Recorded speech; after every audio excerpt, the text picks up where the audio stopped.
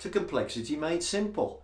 And in this video, video 7 of our series in Design for Flow, what we're going to talk about is what do you do with make to order?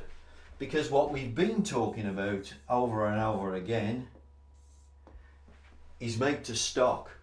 Make to order might be 20% of what you do. And of course the reason it's make to order is these items are strangers. You don't actually know what the demand is going to be. Now I have to say this is quite rare. Strangers really are they're just products that just don't arrive as often as your other products, and therefore they look like you don't know when you're going to get an order. And so the gap between the orders is very variable. Maybe the quantity of the orders is very variable. But if you looked at the market and you questioned the people that were placing orders, questioned the people that wanted the items, you would probably find there's a certain amount of predictability to this. But maybe we haven't got the time to put all of that effort in just for 20% of what we do. So, okay, make to order. Some things that you would do. So here's some advice.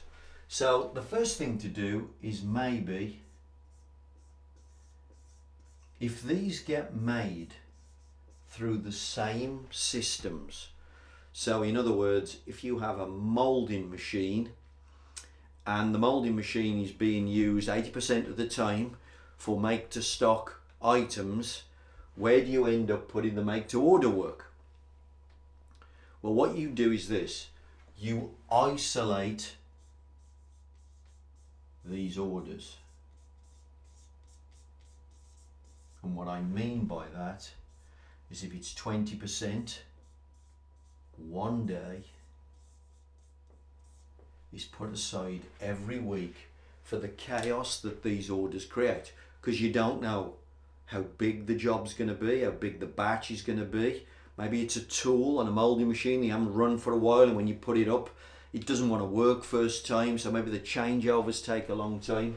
What you don't want to do is let this work interfere with your make to stock stuff. So you want your make to stock to be working Monday, Tuesday, Wednesday, Thursday, bang, bang, bang, repetitive. Every Monday we do the same job. Every Tuesday we do the same job. That's running away. This thing is isolated into Fridays, and Friday is chaos day. Maybe if you really want a good start to your weekend, maybe you make Wednesday your chaos day, and then Friday's runners, and you'll go home quite fresh and less stressed out. But you isolate it into one day. Now that's a great piece of advice. So if this is going to get mixed in, don't allow it to interfere with your runner stuff that's working very well, because then it will make the days seem like chaos, and you'll go back to changing the plan and changing things. Isolate this crap. Okay, so that's one piece of advice if you need to do that. What else would you do? The other thing you might do is look at the repetitive, can't spell it, the repetitive demand for these orders. Now what I don't mean is the same item coming back with the same quantity. What I mean is you look at the repetitive demand. So you look at your make to order and you say every week, same thing by the way, year's worth of demand. Every week what we seem to be doing is making 15 orders which are made to order. And what you then do is you set your system up. We're back to our good old friend, standard work. So we have standard work for make to order. And what we say is, well, look, every week we're going to try and get through 15 make to order orders. We're going to do that on a Friday. Friday's going to be chaos day. And we're going to set the system up to produce 15 a week. So there is some repetition. It isn't that we know exactly what the item is, but we know how many of these every week we're going to take on. So we've created repetition. So isolate the chaos if you can. Look for the repetitive demand if it's there. So in other words, you're creating standard work. And then what you should do is, again, you're trying to calm the chaos. These types of orders create chaos. But what you're going to do, you're going to have a common response to this. Always we try to do 15 orders. Always we make them on Fridays. Whatever the common response is. So because you have repetition in the face of something which is chaotic creates more calm. That's what we want. What we don't want you to do is to do something different while your customers are doing something different. You put those two sets of variables together, chaos will break out like you wouldn't believe.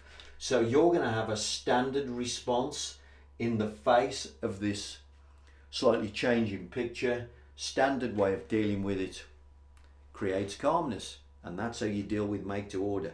Now the other thing, of course, one last thing which is really important, please make sure